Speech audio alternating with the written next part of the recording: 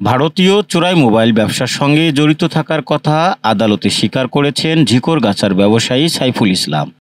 সোমবার senior judicial magistrate বর্ণালী রানী তার স্বীকারোক্তিমূলক জবানবন্দি গ্রহণ শেষে তাকে কারাগারে পাঠানোর নির্দেশ দেন।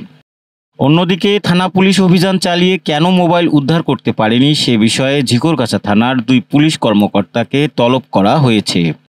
আটক সাইফুল ইসলাম ঝিকরগাছার কুন্দিপুর গ্রামের আব্দুস সামাদের ছেলে এবং নাভারণ পুরাতন বাজারে তার ইলেকট্রনিক্সের দোকান রয়েছে।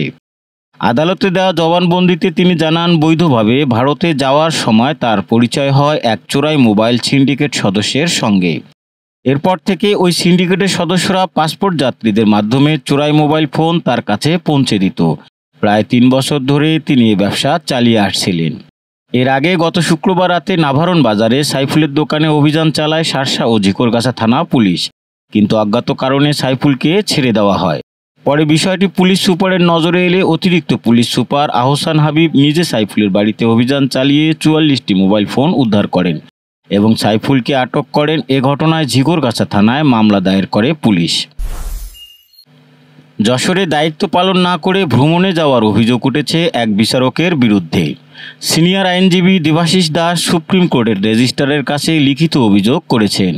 অভিযোগে বলা হয়েছে, 15ই আগস্ট আদালতের কার্যক্রম চলাকালে সিনিয়র জুডিশিয়াল ম্যাজিস্ট্রেট জুবাইদে রওশন আরা আদালতে না থেকে গদখালির ফুলবাগানে ভ্রমণে যান।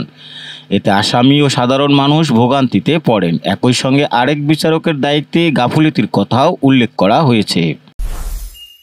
যশোরের হামিদপুর বাস স্ট্যান্ড থেকে 831 গ্রাম ওজনের 5টি স্বর্ণের বার উদ্ধার করেছে বিজিবি। আটক করা হয় 2 পাচারকারীকে। উদ্ধারকৃত স্বর্ণের বাজার মূল্য 1,22 লাখ টাকা। বিজিবি জানায়, ঢাকার যাত্রাবাড়ি থেকে স্বর্ণ সংগ্রহ করে তারা যশোর হয়ে ভারতে পাচারের পরিকল্পনা করছিল। তাদের বিরুদ্ধে কোতোয়ালি থানায় মামলা হয়েছে এবং আদালতের মাধ্যমে কারাগারে পাঠানো হয়েছে।